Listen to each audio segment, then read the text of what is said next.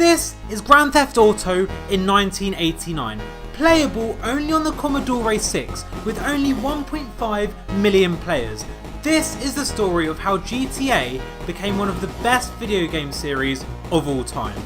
The second GTA video game was slightly different to the rest. You could only play it in an arcade. It was small, so it got no official rating. For 6 years, GTA game devs had been developing what they thought would be a masterpiece, Grand Theft Auto Game Boy Edition. The fuss of it being very similar to Pokemon, it was actually slammed by critics. Then came the launch of the first full GTA game, Grand Theft Auto 1. The official PlayStation magazine praised it as one of the most original yet controversial releases on the platform. As part of the 2D gaming universe at this time, it featured a bird's eye camera view. The player got these missions through phone calls, and these missions would get you to points that would help you complete levels. These points were also used as currency to buy items in the game. There were 2 more games developed, GTA London 1969 and London 1961. Both released in 1999, with the same dynamics as the first one. So, right after these 2 games, Grand Theft Auto 2 was released in 1999. The gameplay was very similar to its predecessor, 2D, bird view camera and many missions. If you played the PC version back in the day, you could choose from noon and dusk version, and there was an improvement in graphics. It was available on PlayStation, Dreamcast, PC and Game Boy Color.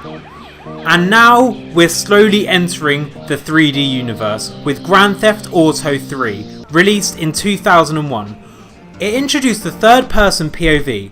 Now players can see an open world through the innovative over-shoulder camera. Story-wise, we're also going back to Liberty City, first introduced in GTA 1. We're playing as Claude. During a bank robbery, Claude is shot by his girlfriend and he got arrested by the police and sentenced to be in jail. As he and another prisoner were transferred, both of them escape and get in the way of a crime boss. As Claude is quenching his thirst for revenge, his wanted level increases, which can make you being chased by policemen or avoid getting captured. Following up on the 3D universe, now we're presenting Grand Theft Auto Vice City, released in 2002. This is the 6th full game in the franchise, and now we're in a city based in Miami. Here we're playing as Tommy Vercetti, a mafia hitman who, after a deal has gone wrong, he's looking out for some revenge.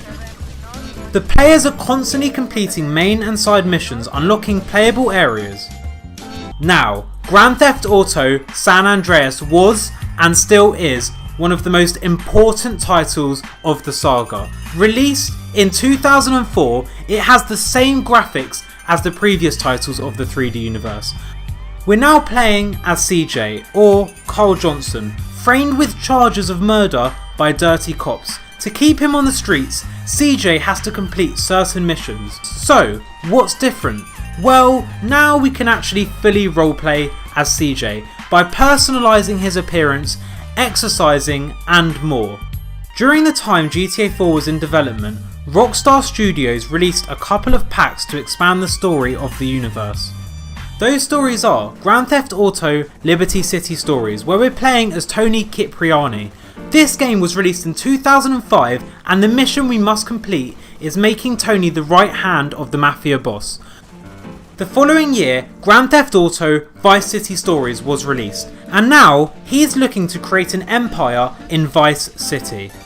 These stories set as a preamble for the HD universe, where Grand Theft Auto 4 is the leading man. Released in 2008, this platform increased the gameplay and rendered graphics into a more realistic and detailed level. We're now playing as Nico Bellic, an immigrant with big dreams who arrived at Liberty City.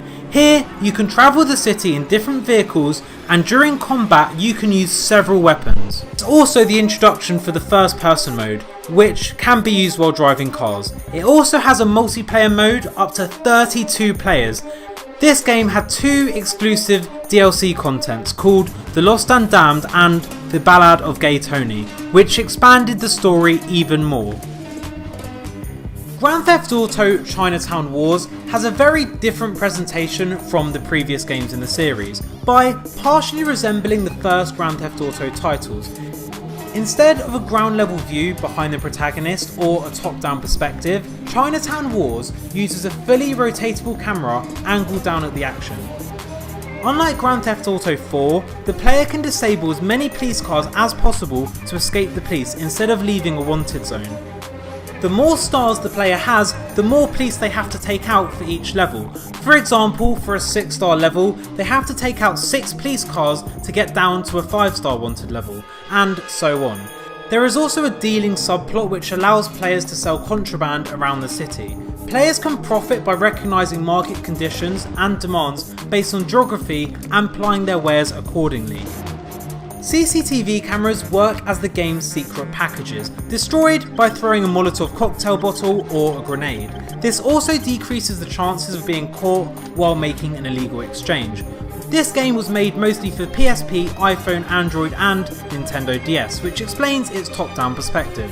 In 2013, Grand Theft Auto 5 was released, and it's the most graphically advanced game so far in the saga. It still uses Rage graphics engine, and it does a great job at simulating traffic, several types of weather, vehicles and more.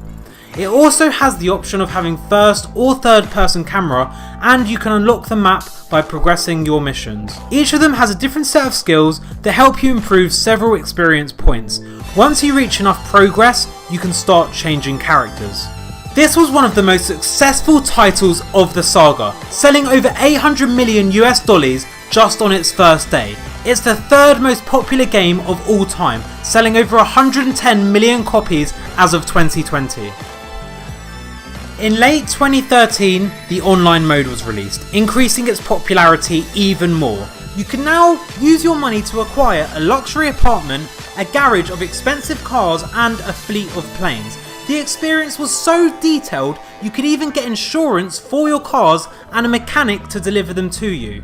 At first, you could only play a handful of minigames with other people, including rock, paper, scissors, car races and team deathmatch. But Grand Theft Auto Online allowed people to make their own custom games. I remember having a fist fight on a cargo container floating in the sky with players, and whoever was the last person standing on the crate would win. Rumours have it they got their inspiration from Mr. Beast. There were even extreme car stunt races in the sky that were so hard, if you blinked at the wrong moment, you'd have to restart.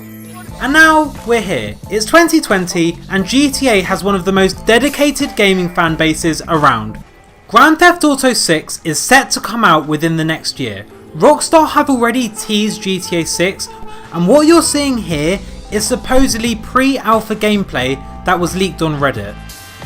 I'm not 100% sure that this is actual confirmed GTA 6 gameplay, but it looks pretty legit to me, and even if it's not, we can expect GTA 6 to look very similar to this.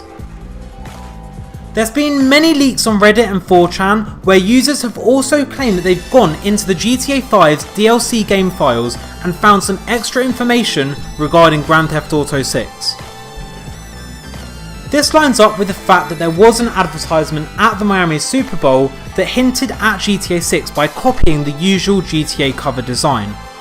At first, I didn't really want to share all this information as I didn't know the validity of all this info, but after doing a little bit more research on this leaked info, I realised I'd tell you guys. Because this video is about the evolution of Grand Theft Auto, and I feel like I should tell you everything on the internet that I can find on GTA 6. But I just want to make you guys aware that this is just a leak and not 100% confirmed by Rockstar. On top of the game being set in Miami, other links have said that in this GTA we will be able to interact with every single player in the city with multiple options when talking to civilians, and other leaks have shown that every single skyscraper and building will be fully accessible to the player, allowing a player to rob random people's houses and apartments. Other rumours have said that you can be at home watching basketball or football on TV in Grand Theft Auto 6 and then go to the stadium and cause chaos on live TV whilst the players are actually playing. Like this video right now for a week of good luck. Don't risk it, just try it now, press like and you'll get the most insane week of good luck ever. Also, if you did enjoy this content and you want to subscribe, I will be doing more of these types of videos in the future. Anyway, subscribe if you enjoyed the video, and I will see you in the next video. Peace out. Auto.